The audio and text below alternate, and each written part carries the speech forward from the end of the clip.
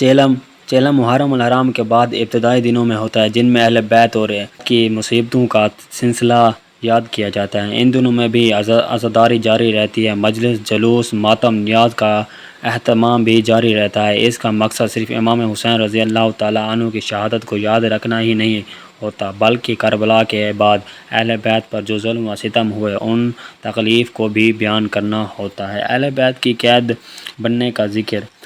محرم کے بعد چیلم کے ایام میں سب سے زیادہ جس پہلو پر روشنی ڈالی جاتی ہے وہ کربلا کے بعد اہل بیت کا قیدی بننا ہے۔ امام حسین رضی اللہ تعالیٰ عنہ کی شہادت کے بعد ان کی بہن حضرت زینب اسلام رضی اللہ تعالیٰ عنہ، امام زین العابدین رضی اللہ تعالیٰ عنہ اور دیگر خواتین و بچے یزیدی لشکر کے ہاتھوں قید ہوئے۔ یہ قافلہ کربلا سے کوفہ اور شام لے جایا گیا۔ راستے میں ان پر طرح طرح کی اذیتیں کی گئی، ان کے ساتھ غیر انسانی سلوک بھی کیا گیا اور ان کے ہاتھوں میں رسی کی گٹھلیاں باندھ گئی۔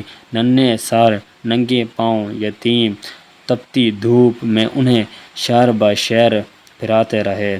یہ ایام چیلم میں ان واقعات کو خاص طور پر یاد کیا جاتا ہے۔ علماء اور ذاکرین ان واقعات کو تفصیل سے بیان کرتے ہیں، خاص کر حضرت زینب کی خطاب اور صبر کو سراہا جاتا ہے۔ جس طرح حضرت زینب رضی اللہ تعالیٰ عنہ نے مصیبتیں، صبر اور تکلیف کے ساتھ زندگی گزاری، اسی طرح کسی نے بھی نہیں گزاری۔ کسی طرح انہوں نے دشمن کے دریا میں کھڑی ہو کر حق و صداقت کا پیغام پہنچایا۔ شام سیران کا ذکر۔ چیلم کے ایام میں شام کے دربار کا ذکر بہت کثرت سے ہوتا ہے۔ اہل بیت کے قید جب یزید کے دربار میں پہنچے گئے تو وہاں ان کی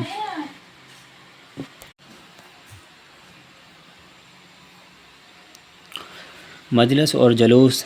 چیلم کے ایام میں مجلس عزاداری کا سلسلہ جاری رہتا ہے۔ بعض علاقوں میں 20 برصغیر یعنی صفر کی 20 تک روزانہ مجالس ہوتی ہیں۔ ذاکرین و علماء کرام اہل بیت کے خاص طور پر اہل بیت کے واقعات کو بیان کرتے ہیں۔ بعض شہروں میں جلوس بھی نکالے جاتے ہیں جن میں شام غریباں کی جھلکی دکھائی جاتی ہے۔ تابوت علم، ذو الحج اور ذوالجناح اور قیدیوں کی نمائش دکھائی جاتی ہے تاکہ عوام الناس کربلا کے بعد کے حالات سے آگاہ ہو سکیں۔ ماتم سنگتی اور نوحے۔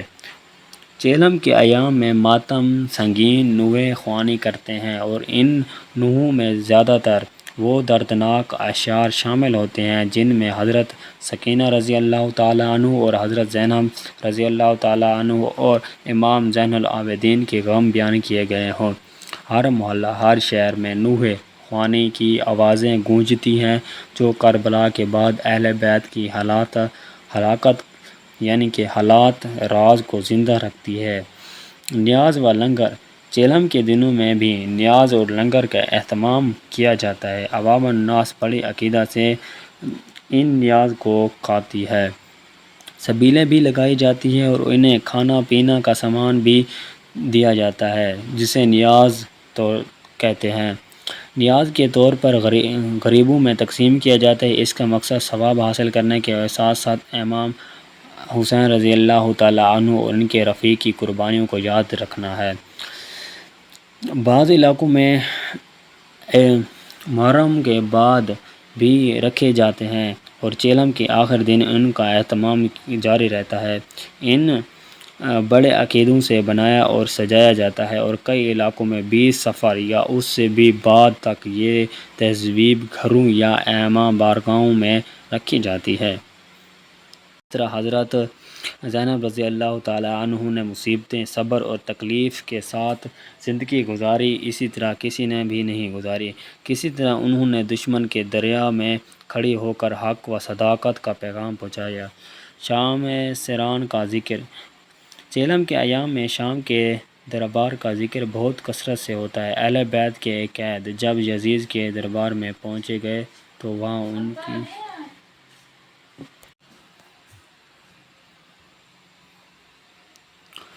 مجلس اور جلوس۔ چیلم کے ایام میں مجلس عزاداری کا سلسلہ جاری رہتا ہے۔ بعض علاقوں میں 20 برصغیر یعنی سفر کی 20 تک روزانہ مجالس ہوتی ہے۔ ذاکرین و علماء کرام اہل بیت کے خاص طور پر اہل بیت کے واقعات کو بیان کرتے ہیں۔ بعض شہروں میں جلوس بھی نکالے جاتے ہیں جن میں شام غریباں کی جھلکی دکھائی جاتی ہے۔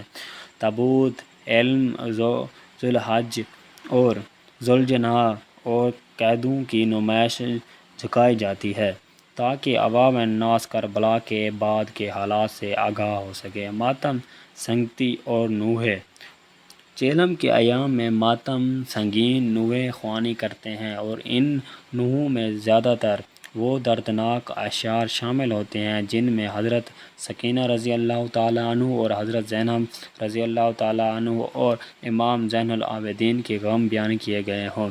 ہر محلہ ہر شہر میں نوحے خوانی کی آوازیں گونجتی ہیں جو کربلا کے بعد اہل بیت کی ہلاکت یعنی کہ حالات راز کو زندہ رکھتی ہے۔ نیاز و لنگر چیلم کے دنوں میں بھی نیاز اور لنگر کا اہتمام کیا جاتا ہے۔ عوام الناس بڑی عقیدت سے ان نیاز کو کھاتی ہے۔